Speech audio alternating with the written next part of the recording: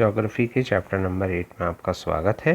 ये बहुत ही interesting chapter है क्योंकि इसमें हम अमेज़न बेसिन के बारे में पढ़ेंगे। तो चलिए सबसे पहले हम मैप में देखते हैं कि ये ट्रॉपिकल रीजन जो है वेरी क्लोज टू इक्वेटर पाया जाता है, लगभग 10 डिग्री नॉर्थ से 10 डिग्री साउथ। तो इसको जो है इक्विलेटरल रीजन भी कहा जाता है। रिवर अमेज़न यहाँ से बहती है और mountain to the west and reaches the Atlantic Ocean to the east तरफ जाती है। फिर the place where a river flows into another body of water is called river's mouth, और ऐसी जगह को क्या होता है, रिवर माउथ कहा जाता है। और यहाँ पर न्यूमरस ट्रिब्यूटरीज का मतलब होता है जो सहायक नदियाँ होती हैं वो अमेज़न को जोड़ लेती हैं। बहुत सारी सहायक नदियाँ जो छोटी छोटी आसपास की नदियाँ हैं वो इसको जोड़ लेती हैं। तो इससे क्या होता है, अमेज़न बेसिन बन जाता है। ये जो रिवर बेसिन है ड्रेन करता है portion of Brazil, part of Peru, Bolivia, Ecuador, Colombia और स्मॉल पार्ट ऑफ वेनेजुएला। तो ये आपके बुक में देखिए पिक्चर दिया हुआ है, अमेज़न बेसिन दिखाया गया है, साउथ अमेरिका में है। ये आपको बनाने के लिए आ सकता है, आप मैप वर्क में इसको करिएगा कि कहाँ पर है बोलिविया, कहाँ है ब्राज़ील, कहाँ है अमेज़न बेसिन। अमेज़न बेसिन का बहुत महत्व है और अभी हम इसके जंगलों के बारे में पढ़ने वाले हैं। तो आपको ये जान के बड़ा आश्चर्य होगा कि इसके जो जंगल होते हैं इनको धरती के लंग्स कहा जाता है। अब आपको सोच के बताना है कि आखिर ऐसा क्या है कि इनको धरती के लंग्स कहते होंगे। तो फिर यहाँ का जो क्लाइमेट है अमेज़न बेसिन का, वो अमेज़न बेसिन जो है वो इक्वेटर के पास फैला हुआ है और इसके चूँकि इक्वेटर के पास है तो इसमें हॉट और वेट क्लाइमेट पूरे साल रहता है। डे और नाइट जो होते हैं वो हॉट और ह्यूमिड होते हैं। यहाँ पर स्किन जो होती है उसमें स्टिकी फील होता है और लगभग हर दिन ही बारिश होती है, और वो भी विदाउट वार्निंग के।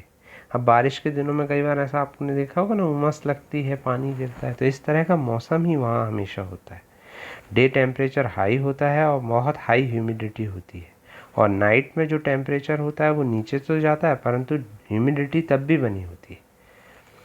तो इस तरह से वहाँ अमेज़न के फॉरेस्ट होते हैं, और फॉरेस्ट इतने थिक हैं, इतने घने हैं कि सूर्य की किरणें तक वहाँ पर नीचे जंगल की जो ज़मीन है वहाँ नहीं पहुँच पाती। तो इसकी वजह से क्या होता है, वहाँ दिन में भी अंधेरा रहता है, ठीक है ना, जंगलों में, और बहुत घने जंगल हैं वहाँ पर, ठीक। तो जो ग्राउंड होता है वो डार्क और डैम्प होता है। तो केवल कुछ ही टॉलरेंट वेजिटेशन जो होती हैं, जो पौधे इस तरह की जगह पर उग जाएं तो वही बहुत कम वहाँ पर होते हैं। ऑर्चिड होते हैं, ब्रोमिलेड होते हैं, ठीक है। फिर प्लांट पैरासाइट के रूप में ये उगते हैं। अब रेन फॉरेस्ट में क्या होता है, बहुत सारे फौना भी हैं। फ्लोरा मतलब होता है वनस्पति हैं, फौना मतलब होता है बहुत सारे एनिमल्स भी हैं, जिसमें टाउकॉन पाया जाता है। ये देखिए ये पक्षी जो है इसको टाउकॉन कहा जाता है। हमिंग बर्ड मिलती है, बर्ड ऑफ पैराडाइज मिलती है, ठीक है। बहुत सुंदर उसके कलरफुल जो होते हैं प्लमेज होते हैं, प्लमेज मतलब होता है बहुत सुंदर उसके पंखों की आकृति होती है। ओवर साइज इनकी बिल होती है, बिल मतलब इनकी चोंच होती है, ठीक। तो इस तरह के जो है हमको बर्ड जो है इंडिया के बर्ड से अलग दिखते हैं। वहाँ टैपिर भी पाया जाता है, ये चींटी खाता है, देखिए इसका पिक्चर, टैपिर नाम है इसका। फिर वहाँ के लोग कैसे रहते हैं, अपन को ये तो समझ में आ गया। तो वहाँ पर क्या होता है, people grow most of their food in small area after clearing some trees in the forest. अब वहाँ पर क्या होता है, भाई इतने जंगल हैं तो वहाँ फॉरेस्ट को क्लियर करके वो लोग क्या करते हैं, वहाँ पर कुछ फूड उगाते हैं, और इसको कहते हैं स्लैश एंड बर्न, ठीक है ना। फिर मैन जो होते हैं वो हंट करते हैं फिश को और एनिमल को, लेकिन कई बार क्या होता है उनको हंटिंग से कुछ नहीं मिलता। तो एक्चुअली वहाँ की जो महिलाएं हैं वो लोग जो है खेती करके पूरे परिवार को खाना खिलाती हैं। फिर उसके बाद है वहाँ पर टैपिओका करके और पाइनएप्पल और स्वीट पोटैटो बोया जाता है। टैपिओका जो होता है वो भी आलू की तरह ही एक होता है, वेजिटेबल टाइप का। और हंटिंग और फिशिंग अनसर्टेन होती है, तो वहाँ पर जो है महिलाएं ही खेती करती हैं, मैं पहले ही बता चुका हूँ। वहाँ स्लैश एंड बर्न मेथड अपनाई जाती है एग्रीकल्चर की। स्लैश एंड बर्न का मतलब होता है कि जंगल को छोटे से पार्ट को जला के फिर उसकी ऐश को ज़मीन में मिला के, चूँकि उसकी ऐश में बहुत सारे न्यूट्रिएंट मिल जाते हैं, तो फिर ये लोग क्या करते हैं, क्रॉप को ग्रो करते हैं, फिर उसको छोड़ देते हैं। एक क्रॉप दो क्रॉप लेने के बाद फिर से वहाँ जंगल उग जाता है। वहाँ का जो स्टेपल फूड है, मतलब जो वहाँ जनरली लोग खाते हैं, वो मैनियॉक है। उसको कासावा के नाम से भी जाना जाता है। ये अंडरग्राउंड मतलब धरती के अंदर पैदा होता है, पोटैटो के जैसा होता है। फिर ये लोग क्वीन आंट और एग सैक भी खाते हैं। फिर कैश क्रॉप जैसे कॉफ़ी, मेज, कोकोआ, ये सब भी यहाँ उगाया जाता है। फिर ये बहुत सारी वुड जो है हाउस के लिए मिलती है यहाँ पर, जो जंगल है।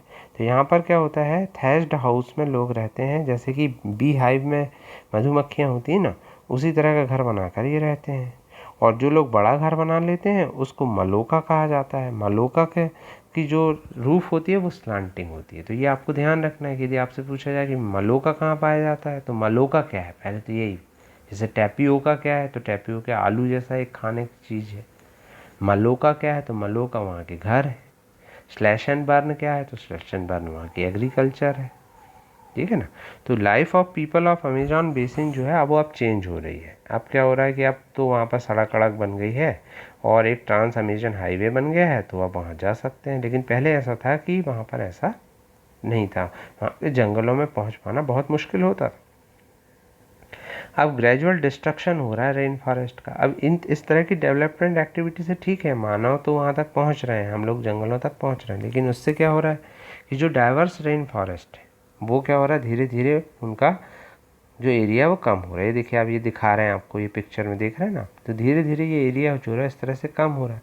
अब आप सोच के बताइए, यदि इस तरह से कम होगा और इनको हम लंग्स कहते हैं, तो यदि ये एरिया कम होते जाएगा अमेजॉन बेसिन में, तो फिर क्या होगा। तो इस तरह से ये एक आपको वहाँ के बारे में पता चला। अब जैसा हमने अमेजॉन बेसिन के बारे में पढ़ा, अब इंडिया के बारे में पढ़ते हैं। तो इंडिया में जो है गंगा ब्रह्मपुत्र बेसिन है, ठीक है ना। गंगा ब्रह्मपुत्र बेसिन जो है, गंगा और ब्रह्मपुत्र हमारे यहाँ की दो प्रमुख नदियाँ। तो ये देखिए, ये इंडिया के मैप में आपको दिख रहा है ना, ये गंगा ब्रह्मपुत्र जो है। ब्रह्मपुत्र नदी के कई नाम हैं, अलग अलग देश में इसके अलग अलग नाम है। अब आप पता करिएगा इसका क्या क्या नाम है, ठीक है। अब इसकी भी बहुत सारी ट्रिब्यूटरीज होती हैं। ट्रिब्यूटरीज का मतलब होता है नदियाँ, मतलब जैसे कोई नदी बीच में आकर के गंगा में मिल गई तो उसको उसकी ट्रिब्यूटरीज कहते हैं।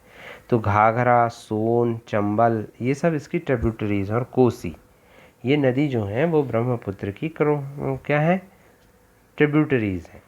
फिर अब इनके भी मैदान है भाई। जो गंगा नदी कहीं बहेगी या ब्रह्मपुत्र बहेगी तो वो अपने साथ बहुत सारी मिट्टी लाती है, एलुवियल सॉइल लाती है। तो ये सब क्या होता है और इकट्ठी करती है, तो उससे प्लेन बन जाते हैं। प्लेन मतलब होता है मैदान, ठीक है ना। फिर सुंदरवन डेल्टा जो है वो बेसिन का मुख्य केंद्र है। अब सुंदरवन डेल्टा क्या होता है, जहाँ नदी जो होती है वो जब समुद्र से मिलती है तो वहाँ पर क्या होता है, बहुत सारी जो मिट्टी है वो इकट्ठी हो जाती है, तो उसे डेल्टा कहा जाता है। और यहाँ पर सुंदरवन नाम का डेल्टा पाया जाता है।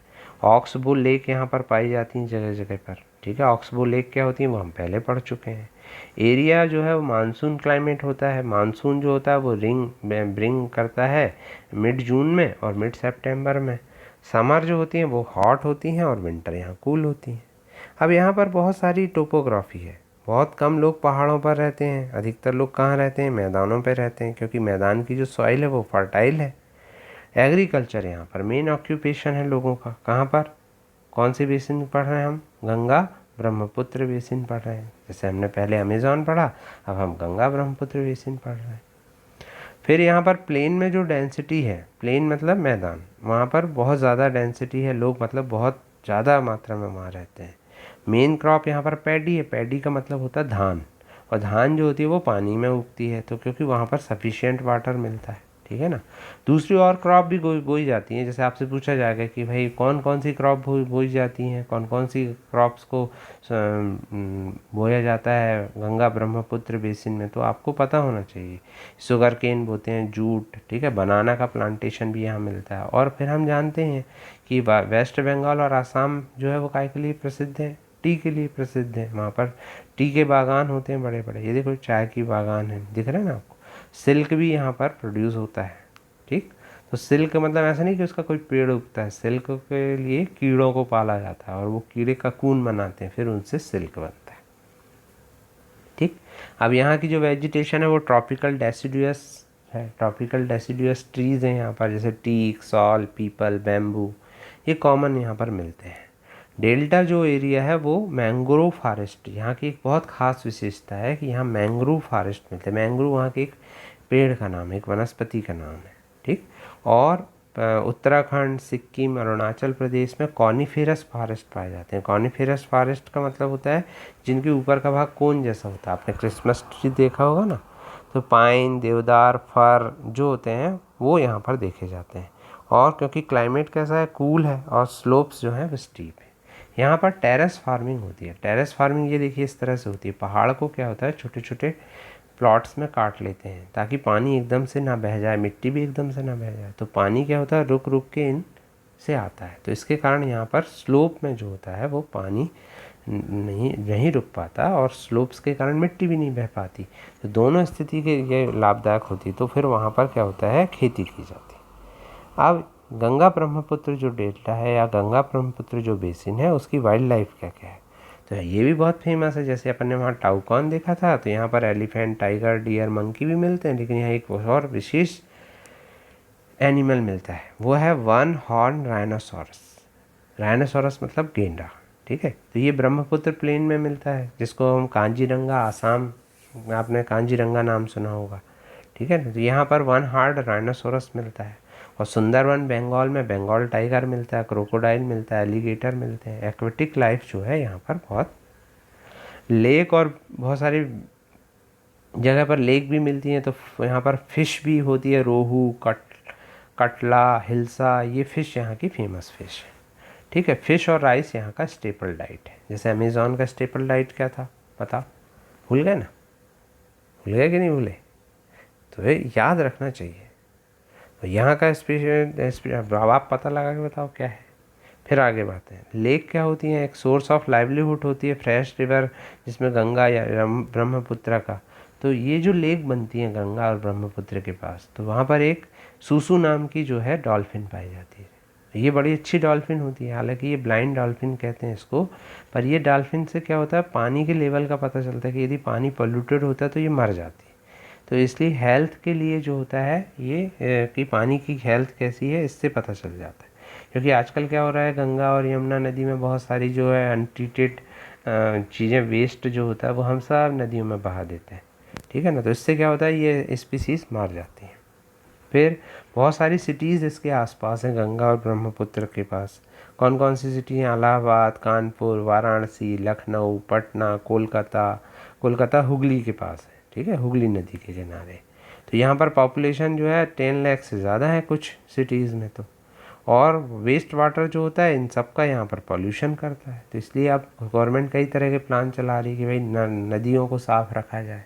जैसे एक नमामि गंगा प्रोग्राम चला था, एक अभी भी एक प्रोग्राम चल रहा है गंगा नदी को साफ़ करने का। फिर यहाँ पर 4 वेज ऑफ ट्रांसपोर्ट मिलते हैं।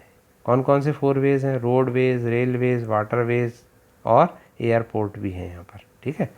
कोलकाता में एक बहुत इंपॉर्टेंट पोर्ट है। पोर्ट का मतलब होता है जहाँ पर जहाज़ आते हैं। तो वो कौन सी नदी के किनारे है कोलकाता, हुगली नदी के किनारे, ठीक है ना। फिर टूरिज़्म यहाँ पर एक बहुत महत्वपूर्ण एक्टिविटी है, क्योंकि लोग क्या होता है ताजमहल देखने जाते हैं। ताजमहल कहाँ पे है, आगरा में है। इलाहाबाद में कॉन्फ्लुएंस है। कॉन्फ्लुएंस का मतलब होता है संगम, वहाँ 3 नदियों का संगम है। बुद्धिस्ट स्तूप है उत्तर प्रदेश में और बिहार में, ठीक है। लखनऊ में इमामबाड़ा है, ठीक। आसाम में कांजीरंगा और मानस है, ठीक, मानस जो है। तो ये सब, और अरुणाचल प्रदेश भी में भी बहुत सारी जो है डिस्टिंक्ट कल्चर है। तो इस तरह से क्या होता है, वहाँ पर लोग टूरिज़्म के लिए भी जाते हैं। तो इस तरह से आपने इस चैप्टर में दोनों के बारे में पढ़ा। एक आपने पढ़ा अमेज़ॉन के बारे में और एक पढ़ा गंगा ब्रह्मपुत्र बेसिन के बारे में। तो एक इंडिया में था और एक कहाँ था, भूल गया ना, याद है कहाँ था अमेज़ॉन बेसिन। फिर से पढ़िए, पता लगाइए। Thank you very much for attending my class.